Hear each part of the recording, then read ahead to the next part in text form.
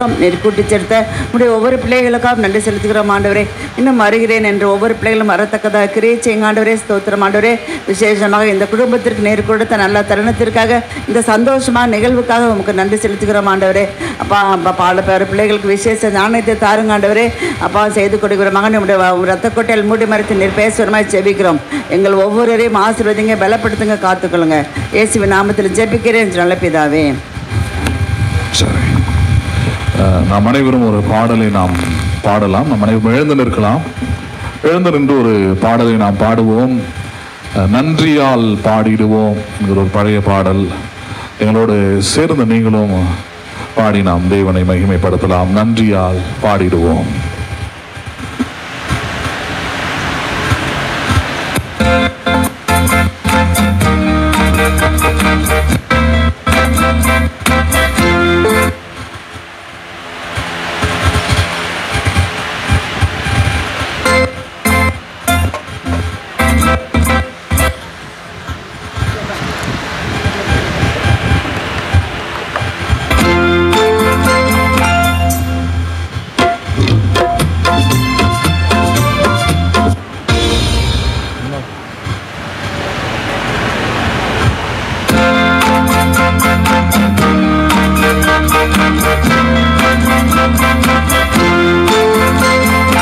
நன்றியால் பாடிடுவோம், நன்றியால் பாடிடுவோம்.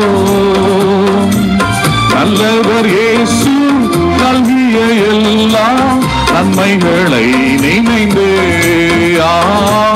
நல்லவர் இயேசு நல்கிய எல்லா நன்மைகளை நினைந்து,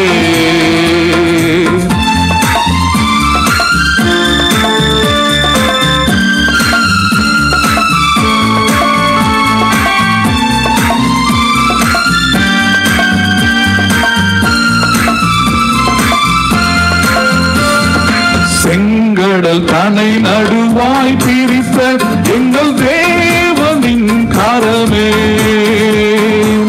தாங்கியே இந்நாள் வரையில் தயவாய் மாதயவாய், தயவாய் மாதயவாய். நன்றியால் பாடிடுவோம், நன்றியால் பாடிடுவோம். நல்லவர் இயேசு நல்கிய எல்லா நன்மைகளை நினைந்தே, நல்லவர் இயேசு நல்கிய எல்லா நன்மைகளை நினைந்தே.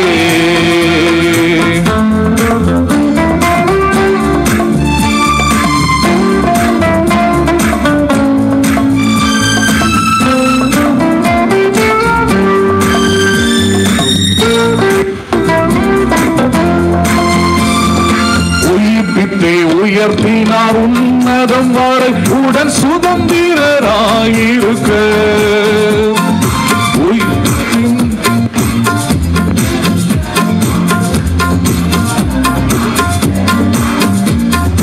நன்றியால் பாடிடுவோம், நன்றியால் பாடிடுவோம். நல்லவர் இயேசு நல்கிய எல்லாம் நன்மைகளை நினைந்து, நல்லவர் இயேசு நல்கிய எல்லாம் நன்மைகளை நினைந்து.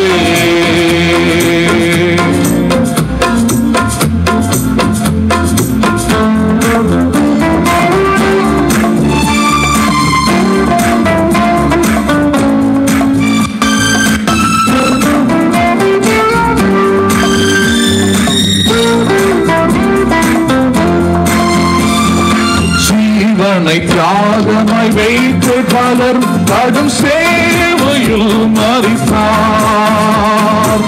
சேர்ந்து வந்து சேவை புரிந்து சோர்ந்திடாது நேர்போம், சோர்ந்திடாது நேர்போம். நன்றியால் பாடிடுவோம், நன்றியால் பாடிடுவோம்.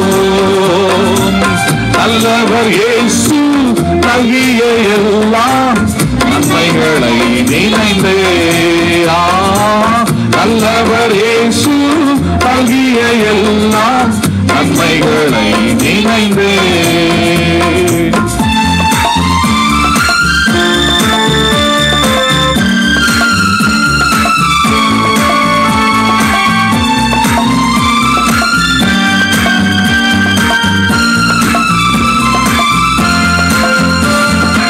அழைக்கப்பட்டோரே நீர் உன்னத அழைப்பினை அறிந்தே வந்திடுவீர். அளவில்லா திரு ஆக்கமிதினை அவனையோ கலிப்பீரா, அவனையோ கலிப்பீர். நன்றியால் பாடிடுவோம், நன்றியால் பாடிடுவோம். நல்லவர் இயேசு நல்கிய எல்லாம் நன்மைகளை நினைந்தே. நல்லவர் இயேசு நல்கிய எல்லாம் நன்மைகளை நினைந்தே.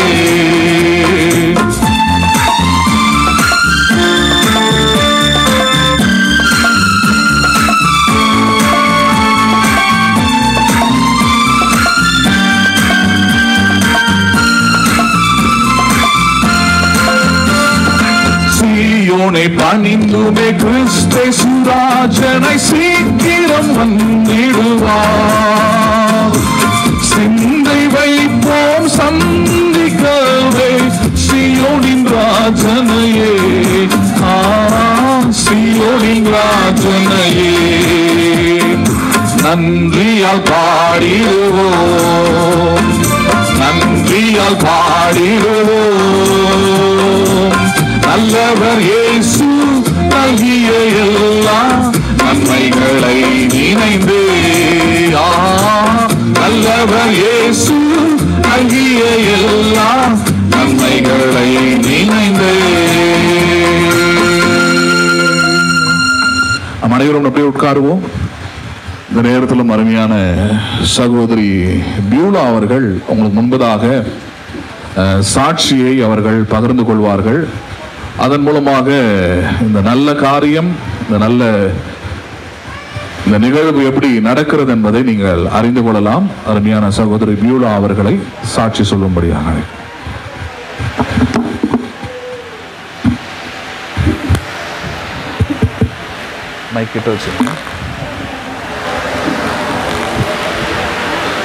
கர்த்தருடைய நாமத்துக்கு ஸ்தோத்திரம். நான் ஆண்டரை எப்போ ஏற்றுக்கொண்டேன்னா 2008 ஏற்றுக்கொண்டேன். ஆண்டர் சித்தத்தின்படி தான் நாங்கள் திருமணம் பண்ணணும். 8 வருஷமாக எங்களுக்கு குழந்தையே இல்லை. ஆனாலும் நான் ஆண்டுகிட்ட வாக்குத்தத்தம் கேட்டுக்கிட்டே இருந்தேன். ஏசப்பா என்கிட்ட அவங்க கொடுத்த வாக்குத்தத்தத்தை நிறைவேற்றினாங்க. நானும் எத்தனையோ ஹாஸ்பிட்டலுக்கு போனோங்க. அங்கெல்லாம் எங்களுக்கு எந்த ட்ரீட்மெண்ட்டும் சக்ஸஸாகவே ஆகலை. லாஸ்ட்டில் இந்த ஐவிஎஃப் ட்ரீட்மெண்ட்னு போனோம். அங்கேயும் என்ன சொன்னாங்கன்னா, இதுவும் உங்களுக்கு இது சக்ஸஸ் ஆகிறது வாய்ப்பு இல்லை, நீங்கள் உங்கள் கடவுளை வேண்டிங்கன்னு சொல்லிட்டாங்க. நாங்கள் அதுக்கப்புறம் எங்கள் கடவுளை தான் நம்பினோம், ஆண்டரை விசுவாசித்தோம். எங்களுக்கு கடவுள் இப்போ ஒரு நல்ல ஒரு பாக்கியத்தை கொடுத்துருக்காங்க. நான் கடவுளுக்கு கோடான கோடி நன்றி செலுத்துகிறோம். சரி, உட்காருங்க, உட்காருங்க. வாங்க, உட்காருங்க, வாங்க. சரி, அருமையான நல்ல நேரத்திலும் உங்கள் யாவரையும் ஆண்டவராகிய இயேசுவின் நாமத்தில் நான் வாழ்த்தி வரவேற்கிறேன். அருமையான தேவனுடைய பிள்ளைகளாய், உறவினர்களாய் நீங்கள் கூடி வந்திருப்பது மிகவும் மகிழ்ச்சி. அருமையான இடத்தை தந்த அருமையான அட்வொகேட் ஐயா பழனி அவர்களுக்காகவும் நன்றி செலுத்துகிறேன். இந்த நேரத்திலும் அருமையான சகோதரி சொன்னதை ஓரளவுக்கு கேட்டிருப்பீங்க. ஆனால் இவர்கள் எப்படி எங்களுடைய சபைக்கு வந்தாங்க, அதன் மூலமாக அவங்களுக்கு ஆண்டவர் என்ன நன்மை செய்தார். ஏன்னா இதை வெளியிலிருந்து யூடியூப்ல ஃபேஸ்புக்லலாம் லைவ் போகிறதுனால அதில் பார்க்குறவங்களுக்கும் ரொம்ப பிரயோஜனமானதாக இருக்கும். உறவினர்களா நண்பர்களா வந்திருக்கிற உங்களுக்கும் அது ஆசீர்வாதமானதாக இருக்கும் என்பதற்காக தான் சொல்கிறேன். ஒரு 2 வருடத்துக்கு முன்பதாக ஒரு காலை நேரத்தில் எனக்கு சகோதரி ஜான்சி அப்படின்றவங்க எனக்கு ஒரு தொலைபேசியில் அழைக்கிறாங்க. அழைக்கும் போது அவங்க சொல்லியிருந்தாங்க, இது போல் என்னுடைய தோழி ஒருத்தவங்க காஞ்சிபுரத்தில் இருக்காங்க, குடும்பமாக இருக்கிறாங்க, கணவன் மனைவியாக இருக்கிறாங்க, ஆனால் இன்னும் பிள்ளை இல்லை, அவங்க ஒரு சபைக்கு போய்கிட்டு இருக்கிறாங்க, ஆனாலும் ஆவிக்குரிய ஸ்பிரிச்சுவல் லைஃப்ல growth-ஓ இல்லை ஃபெய்த்தோ இல்லாமல் இருக்கிறாங்க. ரொம்ப ஒரு மனத்தாங்கலான இடத்துல இருக்கிறாங்க. ஏன்னா திருமணமாகி 5 வருஷம் ஆயிடுச்சு. 5 வருடத்துல அவங்களுக்கு இந்த குழந்தை உருவாகிற தன்மை கூட இல்லை. ஏன்னா நிறைய நேரத்தில் நம்ம குழந்தை உருவாகி ஆனால் அந்த நிலையில கூட அவங்க இல்லை. அதனால ரொம்ப சோர்வில் இருக்கிறாங்க. அதனால அவங்க சபைக்கு அனுப்பலாமா அப்படின்னு கேட்டிருந்தாங்க. வர சொல்லுங்கன்னு சொல்லியிருந்தோம். அதே போல அருமையான பிரதர் இமானுவேலும் சிஸ்டர் பியூலா 2 பேருமே வர ஆரம்பித்தாங்க. அவங்களோட நான் பேசும்போது அவங்களுடைய கடினமான அல்லது கஷ்டமான அந்த சூழ்நிலையை நன்றாகவே புரிந்து கொள்ள முடிகிறது. ஏன்னா 5 வருடம் குழந்தை இல்லை. ரெண்டாவது நம்ம ஊருடைய கலாச்சாரம் வந்து கல்யாணம் ஆகி 3 மாசத்துல என்னன்னு கேட்க ஆரம்பிச்சிருவாங்க. இதெல்லாம் தாண்டி அவங்க ஒரு 5 வருஷம் அவங்க அந்த வலி வேதனையெல்லாம் தாங்கி இதெல்லாம் பத்தாதுன்னு அடுத்தது அவங்க ட்ரீட்மெண்ட்ஸ்க்கு போக ஆரம்பிக்கிறாங்க. அந்த சிகிச்சைகளும் பார்த்தீங்கன்னா அவங்களுக்கு வெற்றி பெற முடியல. அப்புறம் கடைசியாக மறுபடியும் இன்னொரு வாட்டி வந்தாங்க 1 வருஷம் கழிச்சு. இது மாதிரி ட்ரீட்மெண்ட் எடுக்கிறோம், பட் அதுலேயும் ஃபெயிலியரில் பணம் நிறைய செலவு பண்ணுறோம், பட் என் பணமும் இல்லை செலவு பண்ணுறதுக்கு எங்களுக்கு. அதனால் அடுத்த கட்டம் நாங்கள் என்ன செய்யறதுன்னு தெரியல அப்படின்னு பேசும்போது தான் நான் சொன்னேன், வசனம் நமக்கு போதிக்கிறது என்ன, பிள்ளைகள் கர்த்தரால் வருகிற சுதந்திரமா இருக்கிறது. யார் தருகிற சுதந்திரம்? அது யாருக்கு வேணா இருக்கலாம். ஆனால் பிள்ளைகள் யாரால் வருகிற சுதந்திரம்? அது கர்த்தரால் வருகிற சுதந்திரம். அது அப்ப அதனால அந்த வார்த்தையை தான் சொல்லி அவனிப்பினேன். உங்களுடைய முயற்சி, உங்களுடைய சிகிச்சை, உங்களுடைய பணம் இதனால எதுவும் உண்டாகாது. ஒத்தாசை உதவி என்பது தேவனாலே நமக்கு வரும். அவரை காரியத்தை வாய்க்க பண்ணுகிறவர். அதனால நீங்க அடுத்த கட்டம் உங்களுடைய மனதிலே தேவன் என்ன உங்களை உணர்த்தி நடத்துகிறாரோ அதே போல நடங்க, கண்டிப்பா காரியங்கள் வாய்க்கும்னு சொல்லியிருந்தேன். அதே போல ஆச்சரியமாக அவங்களுக்கு இந்த குழந்தை பாக்கியம், இந்த கருவுற்று இன்றைக்கு 8வது மாதத்துல இந்த மாதத்துல வந்திருக்கிறாங்க. அது மிகப்பெரிய ஆசீர்வாதமான ஒரு காரியம் அது. ஏன்னா 5 வருடம் குழந்தை இல்லாம கருவுற்று இந்த 8வது மாதத்துலயும் வந்திருக்கிறாங்க. அதனால சீக்கிரத்துல, வெகு சீக்கிரத்துல நம்ம ஒரு அழகான குழந்தையை நம்ம பார்க்கவும் போறோம். அதற்கான ஒரு நிகழ்வையும் இங்க ஏற்பாடு செய்ய போறாங்க. ஆனா இந்த நாளிலும் உங்களோடு கூட நான் பேச விரும்புகிற காரியம், முக்கியமாக அவர்களுக்கும் சரி, இதை பார்க்கிறவர்களும் சரி, உங்களுக்கும் சரி, வேதாகமும் இதை பற்றி, இந்த நிகழ்வை பற்றி என்ன போதிக்கிறது என்பதை நாம் அறிந்து கொள்ள வேண்டும். ஏன்னா உலகத்துல பலவிதமான கோட்பாடுகள், பிலாசபிஸ் நிறைய இருக்கலாம். குழந்தை இருக்குது, அப்படி வாரிசு, அப்படி இப்படிலாம் போகலாம். ஆனால் வேதம் முக்கியமாக இதை பற்றி என்ன போதிக்கிறது என்பதை நம்ம அறிந்து கொள்ள வேண்டும். நம்ம அதை விசுவாசிக்கணும். அதனாலதான் வேதம் நம்ம கற்றுத்தருகிறது. இயேசு அதை சொன்னார், மனுஷன் அப்பத்தினாலே மாத்திரமல்ல தேவனுடைய வாயிலிருந்து புறப்படுகிற ஒவ்வொரு வார்த்தையினாலும் பிழைப்பான் என்று சொல்லப்பட்டது. அப்ப நம்முடைய பிழைப்பு, நம்முடைய வெற்றி, நம்முடைய வாழ்வு எல்லாமே தேவனுடைய வார்த்தையில தான் அடங்கி இருக்கிறது பாருங்க. அப்ப அதனாலதான் உங்களுக்கு எந்த வார்த்தை, எந்த வசனம் அவர்களுக்கு இந்த நிகழ்வை, இந்த நல்ல காரியத்தை உண்டு பண்ணி தந்திருக்கிறதோ அதே நம்பிக்கை, அதே விசுவாசம் நமக்குள்ளே உண்டாக வேண்டும். அதனாலதான் உங்களோடு கூட சில வசனங்களோடு கூட சில காரியங்களை உங்களோடு கூட நான் தியானிக்க பேச இருக்கிறேன். இன்றைக்கு உங்களுக்கு நான் முதலாவது ஆரம்பிக்கிற ஒரு காரியம், இந்த நிகழ்வை குறித்து நம்ம ஒரே வரியில சொல்லணும் அப்படின்னா, இது அவங்க ரொம்ப பக்தியா இருந்தாங்க, அல்லது அவங்களுடைய தகுதி, அல்லது கடவுள் அவங்களுக்கு மட்டும் ஏதோ ஒன்று செய்யறாரு. ஏன்னா இதெல்லாம் நம்ம உலகத்தை நினைக்கிறோம். கடவுள் ஆளுக்கு ஏற்ற மாதிரி ஆசீர்வாதம் தராரு, அவங்களுக்கு கொஞ்சம் பெருசா தராரு, இவங்களுக்கு கொஞ்சம் சின்னதா தராரு, இப்படிதான் நினைக்கிறோம். ஆனால் தேவன் அப்படிப்பட்டவர் அல்ல. வேதம் சொல்லுகிறது தேவன் பட்சபாதம் உள்ளவர் அல்லவே அல்லன்னு இருக்குது. அப்படின்னா பார்ஷாலிட்டி பார்க்கிறவர் யாரு கிடையாது, தேவனே அல்ல. அப்ப பட்சபாதம் இல்லாத தேவன் இந்த நிகழ்வை குறித்து நம்ம உணர்ந்து கொள்ள வேண்டியது என்ன அப்படின்னா, ஒரு காரியம் தான், ஒரு வசனத்தோடு அந்த தலைப்போடு உங்களுக்கு எடுத்து பேச விரும்புகிறேன். இந்த நேரத்தில் அவங்க கருவுற்று இருக்கிறாங்க. இதை குறித்து ஒரே வரியில சொல்லணும்னா என்ன சொல்லலாம்? தேவன் அவர்களை நினைத்திருக்கிறார், அதனால அவர்கள் கருவுற்று இருக்கிறார்கள். யார் நினைத்திருக்கிறார் அவர்களை? தேவன் நினைத்திருக்கிறார். நம்புறீங்களா நீங்க? அதை God remembered and caused them to be pregnant. தேவன் நினைத்திருக்கிறார். ரொம்ப முக்கியமானது. அது ஒரு வசனத்தை உங்களுக்கு எடுத்து காண்பிக்க விரும்புகிறேன். ஆதியாகமம் 30வது அதிகாரம், ஆதியாகமம் 30வது அதிகாரம் 22வது வசனத்தை படிங்க. எடுத்தவங்க யாரும் ஒருத்தர் படிங்க பார்ப்போம். ஆதியாகமம் 30:22.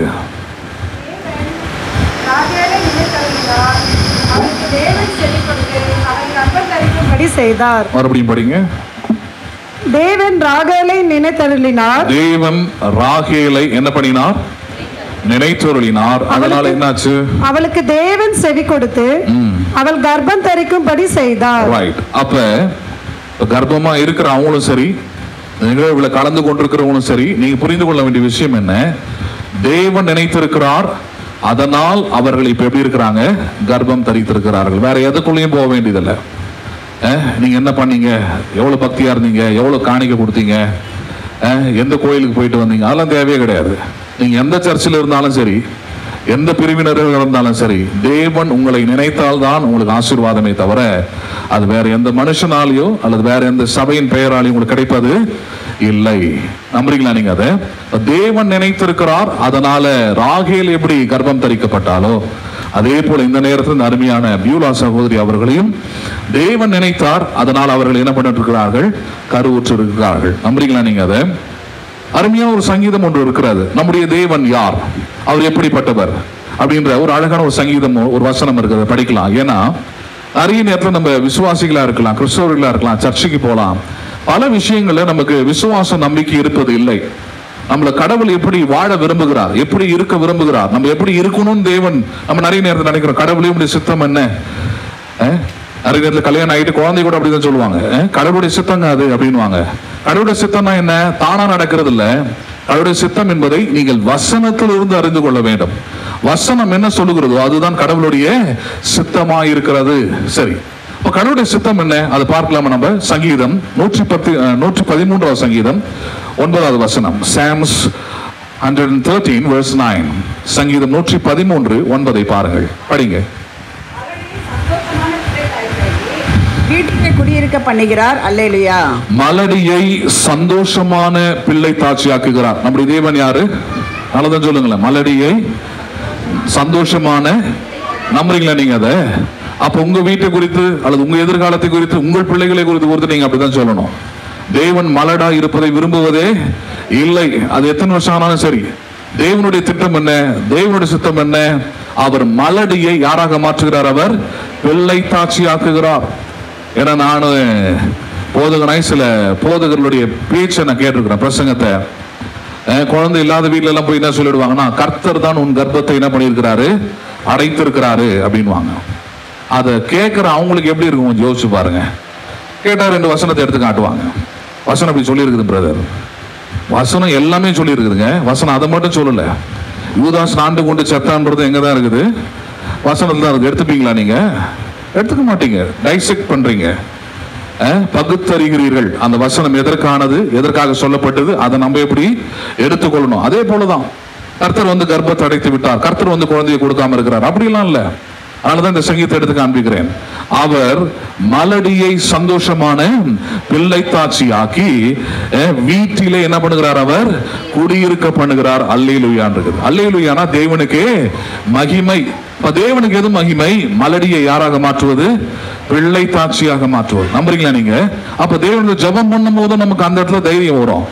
தேவரே நீர் இப்படி சொல்லி இருக்கிறீர், மலடி யாராக மாற்றுகிறீர்? பிள்ளை தாட்சியாக்குகிறீர்.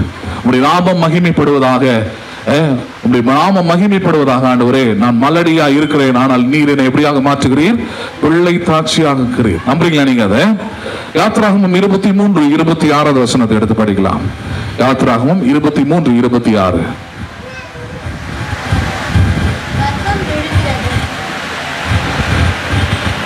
கர்ப்பம் விழுகிறதும் மலடும் உன் தேசத்தில் இருப்பதில்லை, உன் ஆயுசு நாட்களை பூரணப்படுத்துவேன். இது தேவன் தந்த ஒரு வாக்குறுதி பாருங்க. அதுல சொல்றாரு, நீ தேவனுடைய பிள்ளையா இருந்தால் உனக்கு என்று ஒரு வாக்குறுதியை கொடுக்கிறேன்.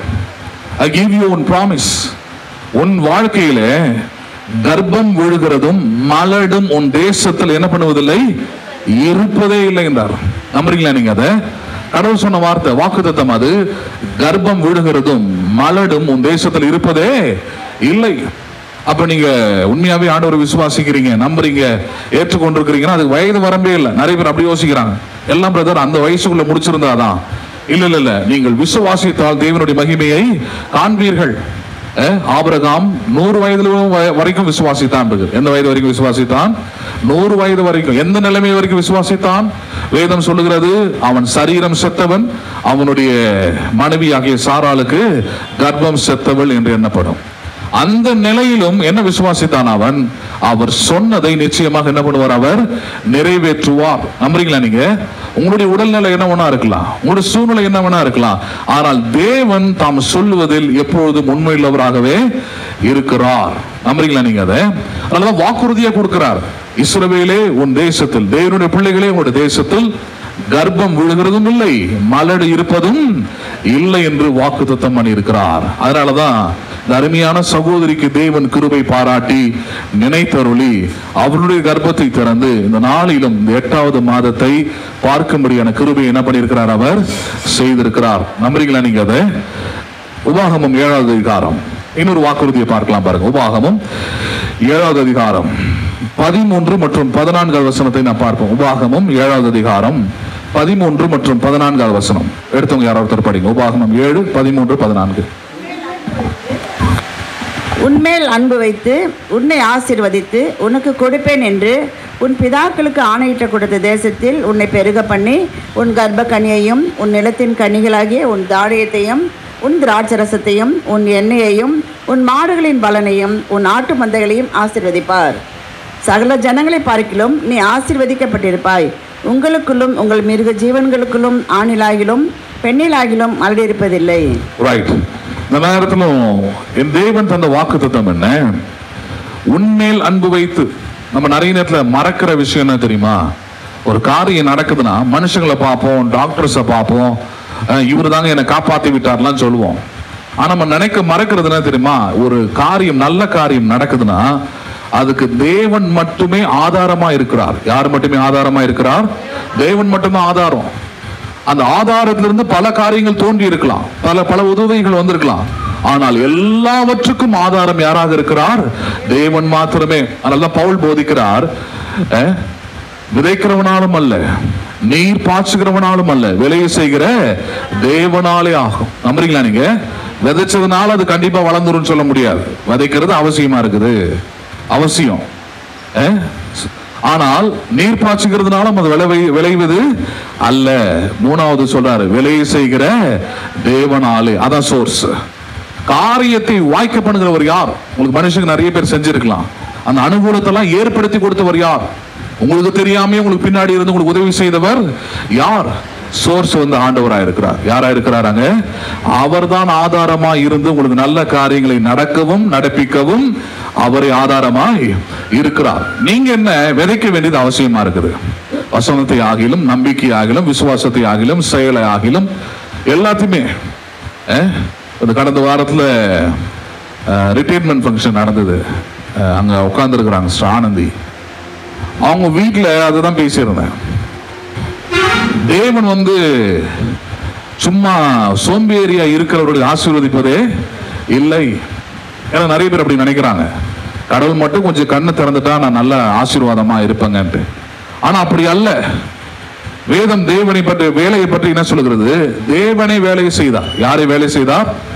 ஆதியாகமம் 2வது அதிகாரம் எதை பற்றி? தோட்டத்தை அவர் உருவாக்கினார், வானத்தையும் பூமியும் அவர் சிருஷ்டித்தார். இது எல்லாமே என்னது? வேலை. கடவுளே வேலை செஞ்சிருக்கிறார். 2வது, அந்த கடவுள், அந்த தேவன் வாக்குத்தத்தமா என்ன கொடுக்கிறார்? அந்த நாய் கொஞ்சம் பிரச்சனையை நாய் வெளியே அனுப்பி விடுங்க, வியாதி உள்ள நாய் தானே, துரத்தி விடுங்க. யாரையா கடிச்சிட்டு போகுது? இல்லை போவாதீங்க, கடிச்சிருச்சுன்னா பிரச்சனை. குழந்தைங்க துரத்தி விடுங்க.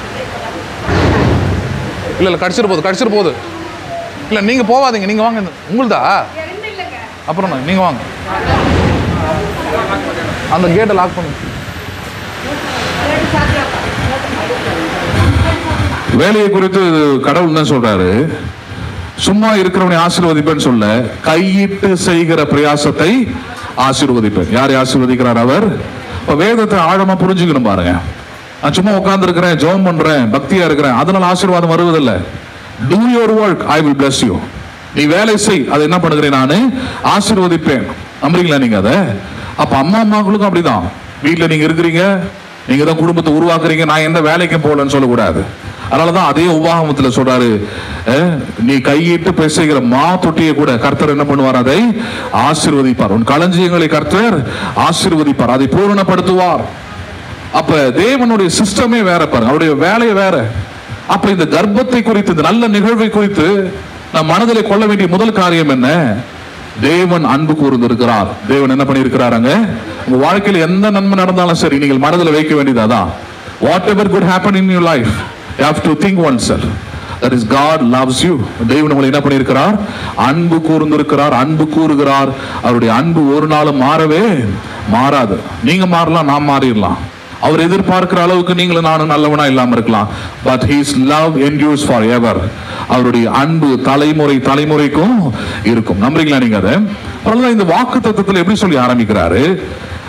தேவன் உன்மேல் அன்பு வைத்து உன்னை என்ன பண்ணுகிறார்? அவர் ஆசீர்வதிக்கிறார். எப்படி சொல்றாரு பாருங்க வாக்குத்தத்தமா. உன்னை அன்பு கூறுகிறார் கர்த்தர், உன்னை ஆசீர்வதிக்கிறார்.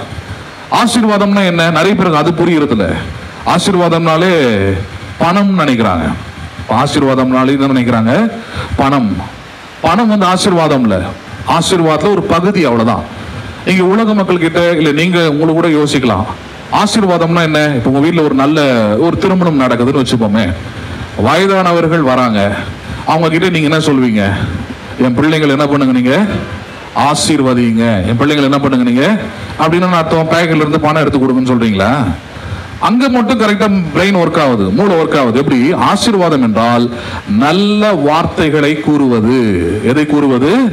நல்ல வார்த்தைகளை கூறுவது. அப்ப இந்த இடத்துலயும் அதான், தேவன் ஆசீர்வதித்தார்னு அர்த்தம். தேவன் நல்ல வார்த்தைகளை தம்முடைய ஜனத்தின் மீது அல்லது அன்பு வைக்கிற தம்முடைய பிள்ளைகளின் மீது கூறியிருக்கிறார்.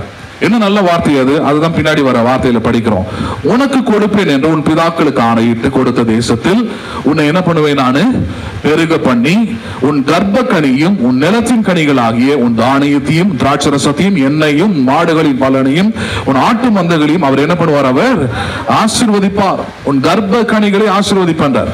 எதை ஆசீர்வதிப்பேன்? நானு அருமையான பியூலா, அவருடைய வயிற்றில் வளர்கிற அந்த கருவை கர்த்தர் என்ன பண்ணியிருக்கிறார்? அதை நம்புறீங்களா நீங்க? அதை ஆசீர்வதித்திருக்கிறார். அவனோ அவளோ ஒன்னும் வெளியே பிறக்கல, வந்தாதான் தெரியும். ஆனா பிறக்கிறதுக்கு முன்னாடியே நமக்கு ஒண்ணு தெரிஞ்சிருக்கணும், கர்த்தர் நினைத்தவர் மாத்திரமல்ல, கர்த்தர் என்ன பண்ணியிருக்கிறார்? அதை ஆசீர்வதித்திருக்கிறார். என்ன பண்ணியிருக்கிறார் அவர்? ஆமா, இம்மானுவேல் பிரதர்லாம் அதான் யோசிக்கணும். எவ்வளவு செலவு தெரியுமா பிரதர்? அது போச்சு விடுங்க, பணம் தானே வந்துடும், சம்பாதிங்க, வேலை செய்யுங்க. நான் அதான் அடிக்கடி சொல்லுவேன், கிறிஸ்தவர்கள் வாழ்க்கையில இழப்பு என்ற ஒரு வார்த்தைக்கு இடமே கிடையாது. இன்னைக்கு இழந்தது மாதிரி இருக்கும், ஆனால் எல்லாவற்றையும் ரெட்டிப்பாக என்ன பண்ணுவார்? தேவன் உங்களுக்கு தருவார். நம்புறீங்களா நீங்க? அதை அதான் விசுவாசிக்கணும். இழந்துட்டோம் பிரதர், போயிடுச்சு பிரதர், அதே நினைச்சுக்கிட்டே இருந்தீங்கன்னா அப்படியே தான் இருக்கும். இழப்பின் மத்தியில யோபு இதை விசுவாசி தான் யோசிங்க. இழப்பின் மத்தியில யோபு, ஐயோ என் பிள்ளைங்க 10 இருந்தது, அது இருந்தது, இருந்தது, இது போயிடுச்சு, அதை பத்தி பேசவே இல்லை. அவன் எதை பேசினான்? எல்லாவற்றையும் இழந்திருந்த அதன் மத்தியில அவர் ஆராய்ந்து முடியாத பெரிய காரியத்தை செய்வார். எப்ப எல்லாம் போயிடுச்சு, இப்ப அதுவா பேசுவேன்? ஆமா, அதுதான் பேசுவேன். அவர் பெரிய காரியத்தை செய்வார், எண்ணி முடியாத அதிசயங்களை அவர் செய்வார். நம்புறீங்களா நீங்க? 42 போய் சொல்றான் யோபு 42வது அதிகாரத்துல, என் கர்த்தர் செய்ய நினைத்ததை ஒருவனும் தடை செய்ய முடியாது என்று அறிந்திருக்கிறேன். நம்புறீங்களா நீங்க அதை? அப்ப தேவன் உங்களுக்கு வாழ்க்கையில உங்களை ஆசீர்வதித்திருக்கிறார், உங்களுக்கு நன்மையை பெருக பண்ணுகிறார் என்றால் அதை தடை செய்வதற்கு யாருக்குமே அதிகாரம் இந்த உலகத்தில் இல்லை, உங்களை தவிர. யாரை தவிர? ஆமா, அதை சொல்லிடணும். ரொம்ப முக்கியமான ஆளு. உங்களுக்கு எதிரி வெளியெல்லாம் இல்ல, உங்களுக்கு எதிரி யாரு? உங்களுடைய அவநம்பிக்கை, உங்களுடைய பயம், உங்களுடைய அவிசுவாசம், இதுதான் உங்களுக்கு எதிரி. அதுதான் மேற்கொள்ளணும். நிறைய சபையில போகும்போது நிறைய பேர் என்கிட்ட கவுன்சிலிங் வருவாங்க. வரும்போது அவங்க என்ன சொல்லுவாங்கன்னா, என் பெரியப்பா தான் யாரோ வச்சுட்டாங்க, சொந்தக்காரன் தான் யாரோ எனக்கு வச்சுட்டாங்க. நான் உங்களுக்கு ஒரே ஒரு வார்த்தை தான் சொல்லுவேன், யாரும் வைக்கல, உங்களுக்கு நீங்களே தானே படிக்கிறீங்க, வச்சுக்கிறீங்க. அவிசுவாசத்துல, அவநம்பிக்கையில, பயத்துல. அது யாரை நான் கேட்டேன், யார் உங்களுக்கு இதெல்லாம் சொல்றதுன்னு பார்த்தா இன்னொரு சர்ச்சில் இருக்கு, இன்னொரு பாஸ்டர் தான். சில பாஸ்டர்ஸ் அப்படி இருக்கிறாங்க. போன என்ன பண்ணிடுறாங்க, உங்களுக்கு பிரச்சனையா, அதுக்கு நீங்க எதுவும் காரணம் இல்லை, நீங்க ரொம்ப நல்லவங்க, அவங்களுக்கு ரொம்ப குளிர்ந்து போயிடுது, நம்ம ரொம்ப நல்லவங்க போல இருக்குது. ஏன்னா நமக்கு அது மாதிரி பிடிக்கவே பிடிக்காது. எது பிடிக்காது? நம்ம கிட்ட இருக்கிற பிரச்சனை, நம்ம கிட்ட இருக்கிற பாவம், இதெல்லாம் சொன்னா நமக்கு பிடிக்கவே பிடிக்காது பாருங்க. அப்ப அது மாதிரி டைவர்ட் பண்ணி விட்டுறாங்க. இவங்க அப்படியே நான் பாக்குற பாருங்க, சிலர்லாம் 6 வருஷம் 7 வருஷம் இந்த பிரச்சனையை பெருசாக்கி முத்தி போக விட்டு கடைசி ஒன்னும் முடியாத நிலைமையில வர ஆள்லாம் பார்த்திருக்கிறேன் நான். எப்படி இந்த 6 வருஷம் கேட்டேன், எப்படி இந்த 6 வருஷம் இந்த பிரச்சனையில இருந்தீங்கன்னா அவங்களுக்குள்ள யாரோ சொல்லிட்டாங்க, ஏதோ ஒரு பாஸ்டர் சொல்லிட்டாரு, உங்களுக்கு அவங்க தான் என்ன பண்ணியிருக்கிறாங்க, செய்வனை வச்சுட்டாங்க, அதை வச்சுட்டாங்க, இதை வச்சுட்டாங்க, நம்ம ஒண்ணுமே பிரச்சனை இல்லைன்னு நினைக்கிறாங்க. ஆனால் வேதம் சொல்லுகிறது, இஸ்ரவேல் தன் தேவனாகிய கரத்தை மட்டுப்படுத்தினது. என்ன பண்ணினது அது? ஆமா, ஆண்டவரே எனக்கு ஒண்ணு செய்யாது, நான் பார்த்துப்பேன், எனக்கு தெரியும், என்கிட்ட பணம் இருக்குது, திறமை இருக்குது, வேலை இருக்குது, சொந்தக்காரங்க இருக்கிறாங்க, எல்லாம் இருக்குது ஆண்டவரே, நான் பார்த்துப்பேன், ஃப்ரெண்ட்ஸ் இருக்கிறாங்க, நான் போய் ஒரு வழியே பார்த்துக்கிறேன் போது ஆண்டவர் ரொம்ப டீசென்டான காடு. அமைதியா என்ன பண்ணிடுறாரு, ஒதுங்கிறாரு. போப்பா, நீ போய் என்னென்ன செய்யணுமோ செய், என்னென்ன முயற்சி எடுக்கணுமோ எடு. அது எல்லோட முடிவு என்னன்னா வருது, அது தோல்விதான். ஆனால் அதனாலதான் தேவன் எங்க சொல்றாரு, உன்னுடைய தேசத்தில் உன்னை ஆசீர்வதித்து, அந்த ஆசீர்வாதம் என்ன, பெருக பண்ணி உன் கர்ப்ப பிறப்பை என்ன பண்ணுகிறேன், நான் ஆசீர்வதிக்கிறேன். எதை ஆசீர்வதிக்கிறேன்? பியூலா சிஸ்டர் தங்களுடைய மனதில் எண்ணத்துல வைக்க வேண்டியதெல்லாம் அதான். ஏன்னா இதுக்கப்புறம் வலி அதிகமா இருக்கும்.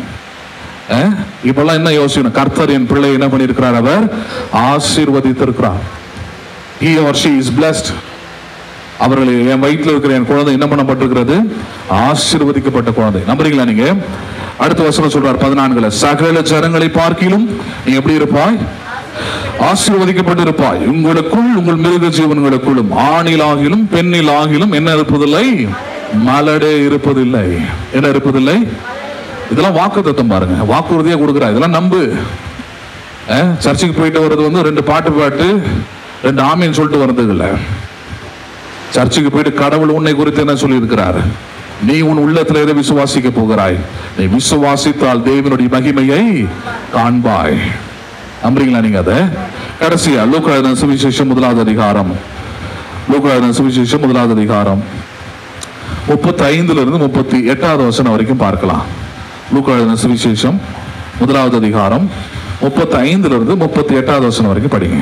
தேவதூதன் அவளுக்கு பிரதியுத்தரமாக, பரிசுத்த ஆவி உன்மேல் வரும், உன்னதமானவருடைய பலன் உன்மேல் நிழலிடும், ஆதலால் உன்னிடத்தில் பிறக்கும் பரிசுத்தம் உள்ளது தேவனுடைய குமாரன் எனப்படும். இதோ உனக்கு இனத்தாளாயிருக்கிற எலிசபெத்தும் தன் முதிர் வயதிலே ஒரு புத்திரனை கர்ப்பம் தரித்திருக்கிறாள். மலடி எனப்பட்ட அவளுக்கு இது 6ஆம் மாதம். தேவனாலே கூடாத காரியம் ஒன்றுமில்லை என்றான்.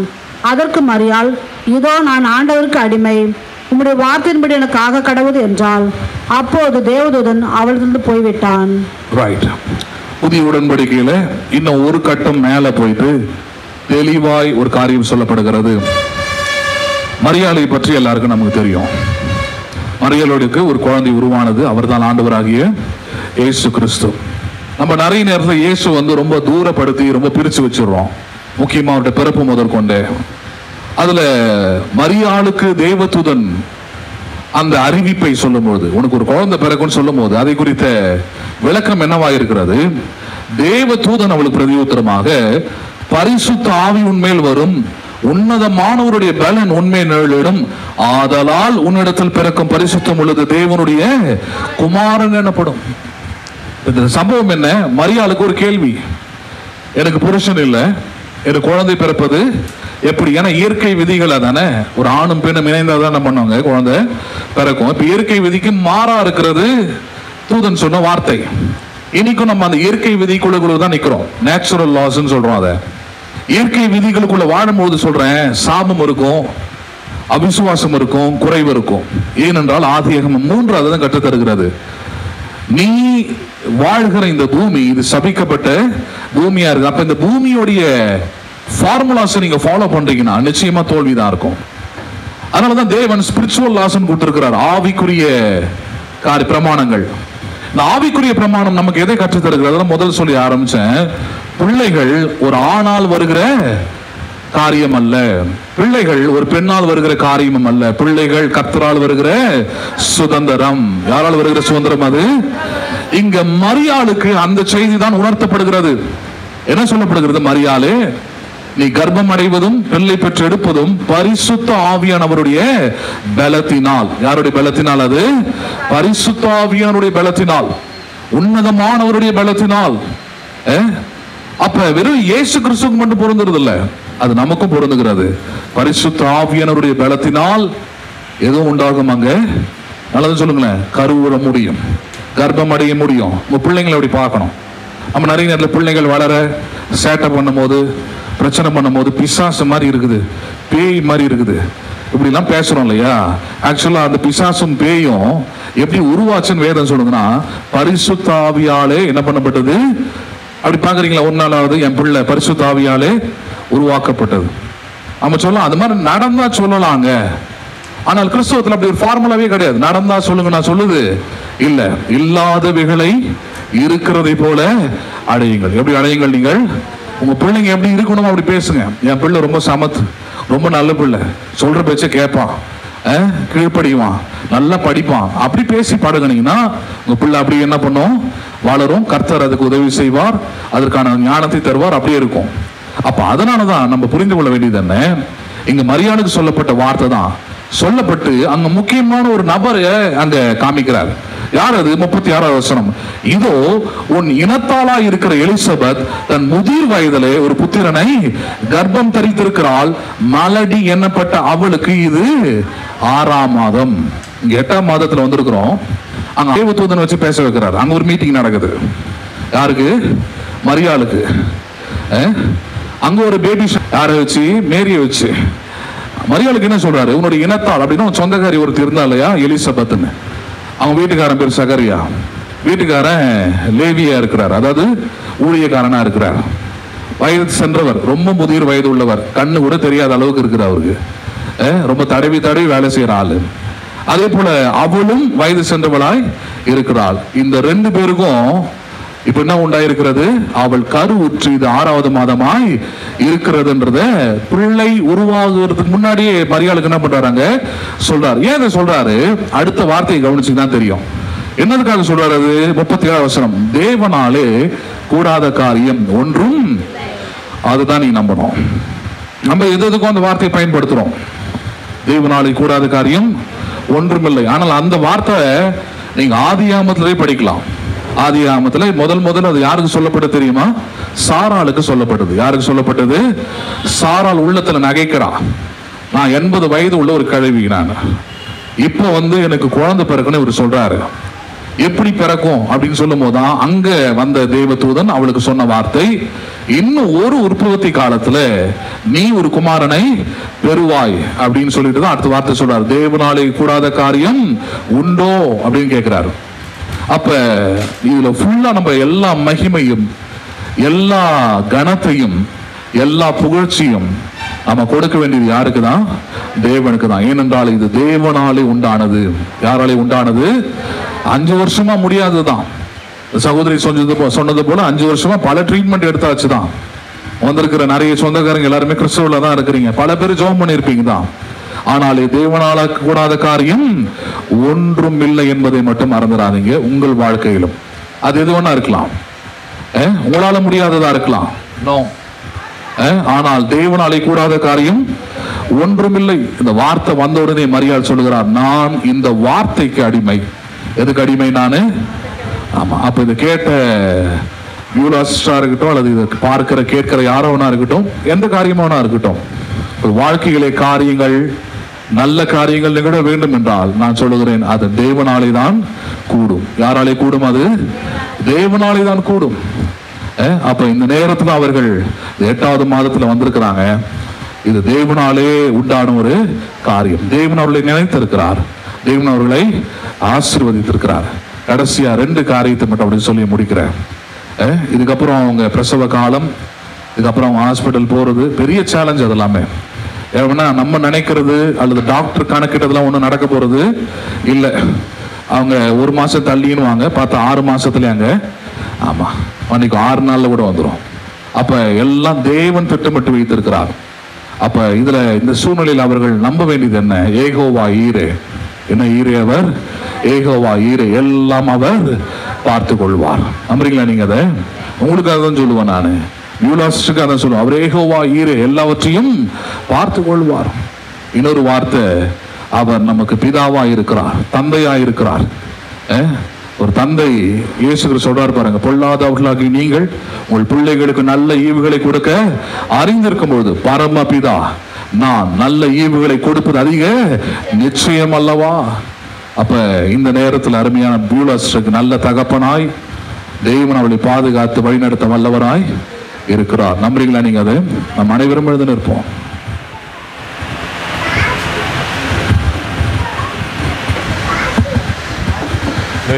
இங்க பாரு, அது ப்ளூடூத் தூக்கு.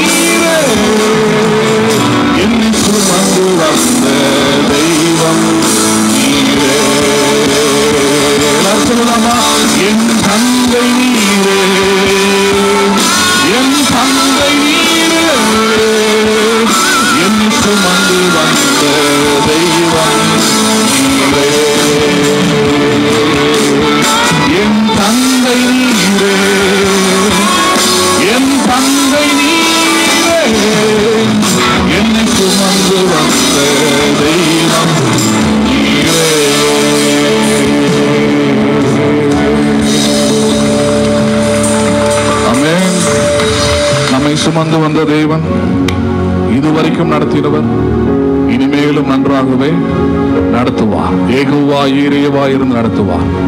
எல்லா தேவைகளையும் சந்திப்பார். பாதுகாப்பை பலனை தருவார். எல்லா ஆரோக்கியமும் சௌக்கியமும் பலனும் அவரிடத்திலிருந்து உண்டாகிறார். நல்ல ஒரு சுகப்பிரசவத்தை கண்டு தருவார். அருமையான சகோதரிக்கு நேராக உங்கள் கரங்களை உயர்த்தி இந்த நேரத்திலும் அருமையான சகோதரிக்காக நாம் ஜெபிப்போம். எங்கள் அன்பும் இரக்கமும் உள்ள பரலோக தகப்பனே, ஆசீர்வதிக்கப்பட்ட அருமையான நேரத்திலும் உண்மை ஸ்தோத்திரிக்கிறோம் ஆண்டவரே. இந்த நேரத்திலும் ஆண்டவரே அருமையான சகோதரி வியூலாக்காக நாம் ஜெபிக்கிறோம். கர்த்தர் மகளை ஆசீர்வதிப்பீராக. கர்த்தர் நீர் மகளை நினைத்தருளி அவளை ஆசீர்வதித்து இந்த நாளிலும் தேவரின் 8வது மாத கர்ப்பத்தையும் கர்த்தர் நீர் தந்தபடியால் நன்றி செலுத்துகிறோம். இந்த நிகழ்விலும் கர்த்தர் நீர் இந்த மகளுக்கு தேவையான உம்முடைய உதவிகளை, உம்முடைய பலத்தை, உம்முடைய ஒத்தாசை, உம்முடைய கிருபைகளை தந்து மகளை பாதுகாத்துக் கொள்வீராக ஆண்டவரே. நல்ல ஒரு சுகப்பிரசவத்தை தேவரில் நல்ல ஒரு குழந்தையை பெற்றெடுக்கிற பாக்கியத்தை கர்த்தர் தரும்படியாக நான் ஜெபிக்கிறோம் ஆண்டவரே. நீங்க அப்படியே செய்வீராக என்று சொல்லி ஜெபிக்கிறோம். தேவரின் மகளை வழிநடத்தி தேவைகள் எல்லாவற்றையும் சந்தித்து காரியங்களை அனுகூலமாக மாற்றி எல்லாவற்றையும் நன்மைக்காக செய்து முடித்து தரும்படியாக ஜெபிக்கிறோம். அருமையான சகோதரன் இம்மானுவேலையும் கர்த்தர் ஆசீர்வதிப்பீராக. மகனோடு உடன் இருந்து தேவரின் வழிநடத்தி அந்த குடும்பத்தை பழுகவும் பெருகவும் செய்வீராக. சொன்ன வார்த்தையின்படியே இஸ்ரவேலில் மலடு என்பது இருப்பதே இல்லை, நானே அவரை ஆசீர்வதிக்கிற கர்த்தர் என்று சொன்னபடியே மகளை கர்த்தர் நீர் ஆசீர்வதித்தபடியால், அருமையான பிரதர் இம்மானுவேலை கர்த்தர் ஆசீர்வதித்தபடியால், குடும்பத்தை ஆசீர்வதித்தபடியால் நான் செலுத்துகிறோம். மென்மேலும் கிருபையினாலும் நன்மையினாலும் மகளை வழிநடத்துவீராக. அருமையான நேரத்திலும் கூடி வந்திருக்கிற ஒவ்வொரு பிள்ளைகளுக்காக ஜெபிக்கிறேன். உறவினர்கள், தெரிந்தவர்கள், சபையார் எல்லாரையும் கர்த்தர் நீர் ஆசீர்வதிப்பீராக. அருமையான நேரத்திலும் தங்களுடைய உள்ளத்திலிருந்து அவர்கள் ஜெபிக்கிற, வேண்டிக் கொள்கிற எல்லா நன்மையான காரியங்களுக்கும் கர்த்தர் நீர் செவி கொடுத்து அவர்களுக்கும் நீரே நினைத்தருளுகிற அன்பு கூறுகிற கர்த்தர் என்பதை நீர் உறுதி செய்யும்படியாக ஜெபிக்கிறோம் ஆண்டவரே. அருமையான இந்த நிகழ்வை நடத்த இந்த இடத்தை தந்த அருமையான சகோதரர் ஐயா பழனிக்காக நாம் ஜெபிக்கிறோம். கர்த்தர் மகனையும் அவருடைய குடும்பத்தையும் ஆசீர்வதிப்பீராக, வீட்டாரை ஆசீர்வதிப்பீராக ஆண்டவரே. கர்த்தர் ஆசீர்வதித்து இவரின் அநேகருக்கு ஆசீர்வாதமாக இருக்க நீர் உதவி செய்யும். அருமையான நிகழ்வை நிறைவு செய்ய நீர் உதவி செய்வீராக. இயேசுவின் நாமத்தில் ஜெபிக்கிறோம் ஜீவனுள்ள நல்ல பிதாவே, ஆமென். என் ஆத்துமாவே கர்த்தரை ஸ்தோத்திரி, என் முழு உள்ளமே பரிசுத்த நாமத்தை ஸ்தோத்திரி. என் ஆத்துமாவே கர்த்தரை ஸ்தோத்திரி, கர்த்தர் செய்த சகல உபகாரங்களை மறவாதே. ஆமென். ஆசீர்வாதம் உம்முடைய கர்த்தராகிய இயேசு கிறிஸ்துவின் கிருபையும் பிதாவாகிய தேவனுடைய அன்பும் பரிசுத்த ஆவியோட ஐக்கியமும் இன்றைக்கும் சதா காலமும் நம் அனைவரோடும் கூட இருப்பதாக. ஆமென். ஆமென். God bless you all. உங்கள் அனைவரையும் இந்த எருசலேம் ஆசீர்வாத சபையின் சார்பாக நான் உங்களை ஆசீர்வதிக்கிறேன். வந்தவர்களை நான் வரவேற்கிறேன். இந்த நேரத்திலும் இந்த அருமையான பிள்ளைகளை நீங்கள் ஆசீர்வதித்து நல்ல வார்த்தைகளை கூறி அவர்கள் உடன் இருக்குமாறு கேட்டுக்கொள்கிறேன். அதே போல உங்களுக்காக அன்பின் விருந்து அவர்கள் ஆயத்தம் பண்ணியிருக்கிறாங்க. அனைவரும் சாப்பிட்டு பின்பதாக அருமையான சகோதரி வாழ்த்தி சொல்லுமாறு கேட்டுக்கொள்கிறேன். ஆமென்.